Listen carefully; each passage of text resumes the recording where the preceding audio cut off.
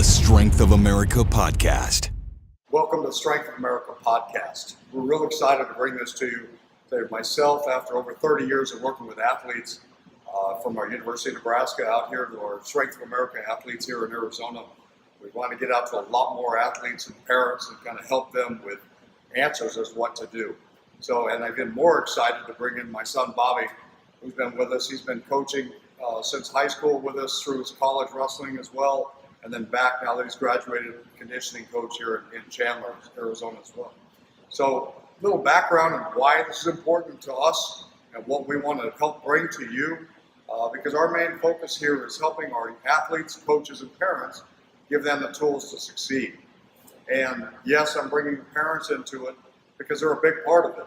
Most of our athletes are the 10 to 14-year-old age group that tends to get overlooked by the high school coach and college and getting ready. But I can tell you, after over 30 years of training young athletes, one of my biggest problems are we see so many overuse injuries compared to what we did 30 years ago with athletes training one sport year-round, not doing the proper conditioning to balance and keep them safe.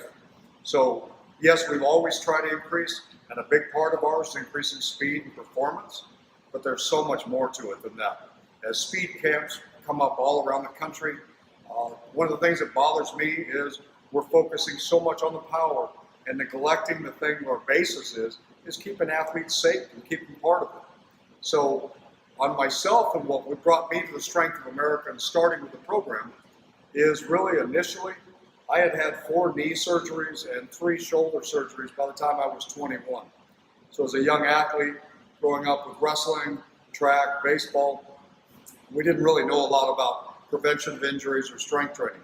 And I can tell you as a wrestler, you didn't complain about it. If you did, it didn't do you any good. It was suck it up, or the coaches just didn't understand what to do. It's not that they didn't want to, they didn't know. So you gutted it out, went through it, and after all that surgery and all that work going into it, spent a lot of time in rehab, a lot of time initial work at University of Nebraska was athletic training, but I was excited enough to get the opportunity to work for Boyd Epley as a strength and conditioning coach with him from 85 to 89 back in the Big 8 days, and learned a lot, but also was frustrated because you had the best of all worlds that also had trouble working together.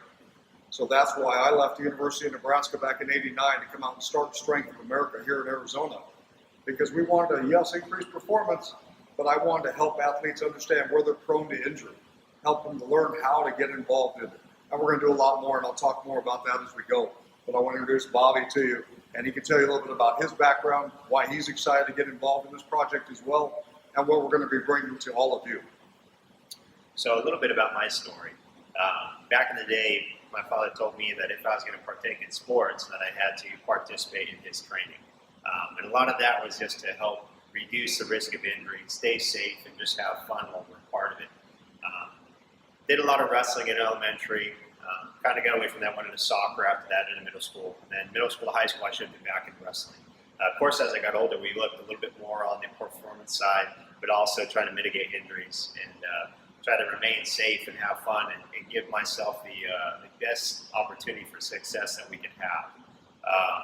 As we were going through, I noticed that when I started to shift away, and after I was a part of this program, Strength of America, when I went to college, I wrestled up at Colorado Mesa University. Now, the first 3 years, I ran into a lot of troubles, and a lot of that was due to not having a strength and conditioning program that we partook in. We had a coach, but we just didn't utilize him. I found myself losing confidence, found myself getting weaker, more prone to injuries. I had more injuries than I've ever had in my life. And a lot of that led me to realize that upon my senior year, I decided to leave wrestling behind me. Started having a little shift in my passion. My passion started to shift to more so trying to help other athletes achieve their goals. I realized that my time had kind of ended, and I wanted to help others so that way they could enjoy their time and not run into a situation where they lack the confidence or strength or even just being able to participate to the level that they wanted to.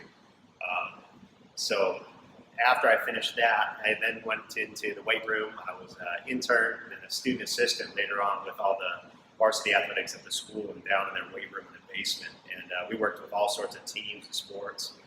From there, I kind of started to venture out on my own and started to help out with some of the club sports there and then youth soccer leagues. That kind of gave me the tools and realization that a lot more people weren't getting this information. The club sports teams there didn't even really know that you could work on speed and agility or practice or train it, which I thought was crazy. They just thought weight room based and that was it. And a lot of them were just bodybuilding in the rec center. But after that, when I came back to Strength America, came back down to Arizona, became a part of a prep school program, and now it just led me to realize my passion. My passion really shifted. I saw a lot of kids at the school, the high school, the prep school setting that lacked the knowledge of even what a dumbbell was and basic things that people aren't doing anymore. People aren't as active or doing as many things. So when I got here, it allowed me to realize that we had a big opportunity to impact these kids to make them stronger and mitigate injuries and increase their performance, but also as a coach to kind of help lead them along a little healthier lifestyle, or a lifestyle where we're building some young characters and molding people. So a lot of that is my why and why I do what I do, because I love helping athletes. I love helping get them stronger and more physically ready, but I also like seeing them flourish outside of the weight room and sports and seeing them become good people.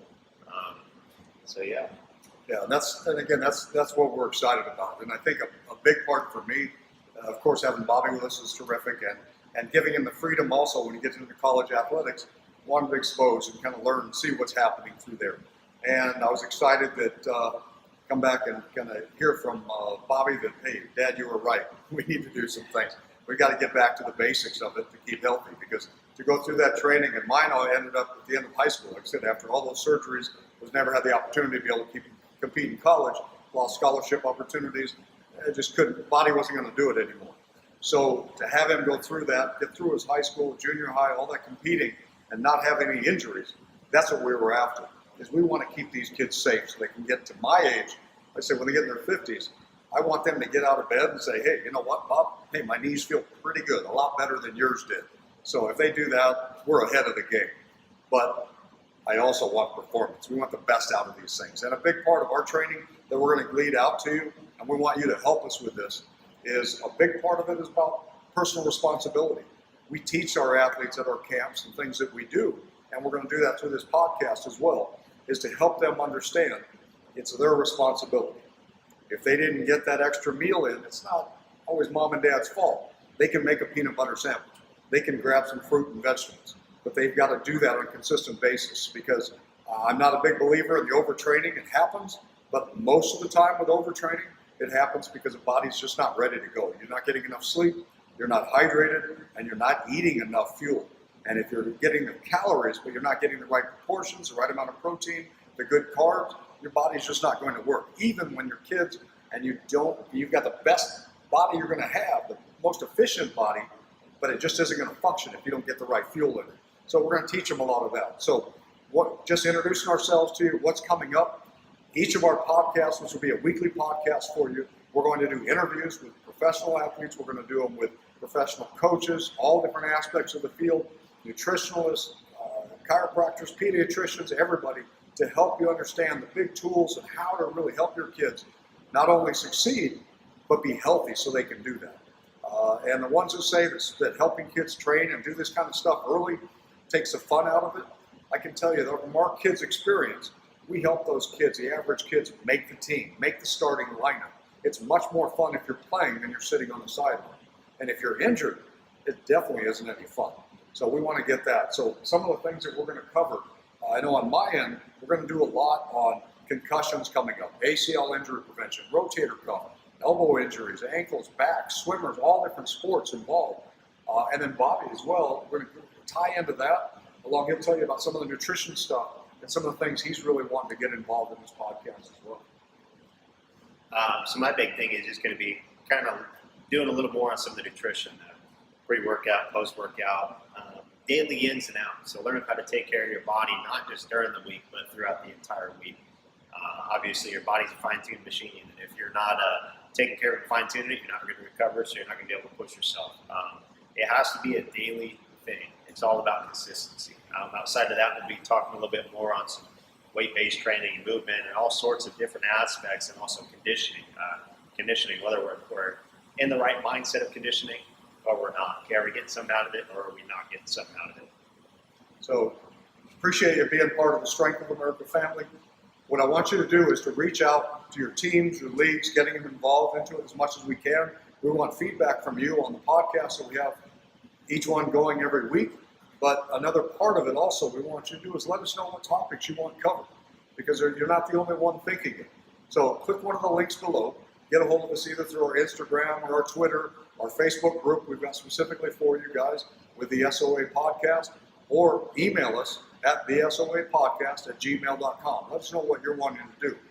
And as some of the giveaways we're going to do over this first 6 weeks of our podcast going out, the leagues or the teams with the most people that are subscribed to our page, we're going to give out, we're going to have 10 of them we're going to do throughout this year.